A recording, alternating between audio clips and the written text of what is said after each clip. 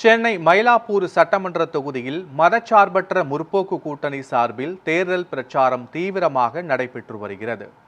அருண்டில் தெரு, நாச்சியப்பா தெரு, பரிபூரண விநாயகர் கோவில் தெரு உள்ளிட்ட பகுதிகளில் திமுக வேட்பாளர் மயிலை தா வேலு வீடு வீடாக சென்று வாக்கு சேகரிப்பில் ஈடுபட்டார். அப்போது பொதுமக்கள் அவருக்கு உற்சாக வரவேற்பு அளித்தனர். பின்னர் செய்தியாளர்களை சந்தித்த அவர் மயிலாப்பூரில் அதிகரித்து வரும் போக்குவரத்து நெரிசலுக்கு மெட்ரோ பணிகள் முக்கிய காரணம் என தெரிவித்தார்.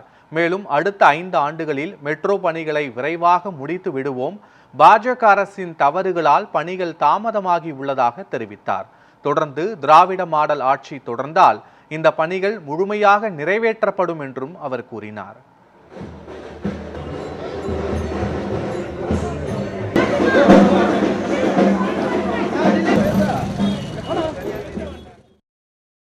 போக்குவரத்து நெரிசல் மிக முக்கியமான காரணம் நம்ம மெட்ரோ ட்ரெயின் ஒர்க் நடக்குது.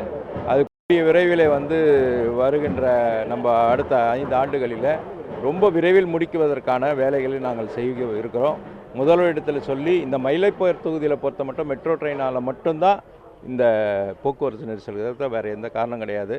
பிஜேபி அரசு செய்த சில தவறுகளினால் இன்றைக்கு மெட்ரோ ட்ரெயின் ஒர்க் எல்லாமே கொஞ்சம் தாமதமாகி கொண்டு இருக்கிறது.